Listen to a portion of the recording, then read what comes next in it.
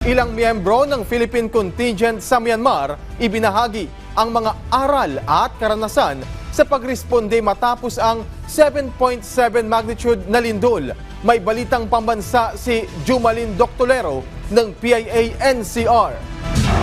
Matapos ang kanilang 2 linggong misyon sa Myanmar, dulot ng 7.7 magnitude earthquake, dala ng ilang miyembro ng Philippine Humanitarian Contingent ang mga kwento na magsisilbing aral sa pagtugon sa ganitong uri ng kalamidad.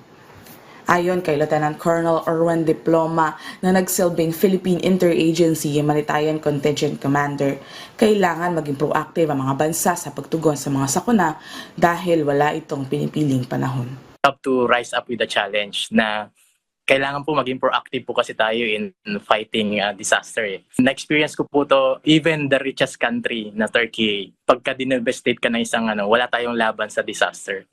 Para naman kay Dr. Ivy Lozada at Nurse Eric Capito na nagsilbing mga lead sa PIHC Philippine Emergency Medical Assistance Team, mahalaga ang pagkakaisa sa mga miyembro nito para sa mas epektibong disaster response at humanitarian effort.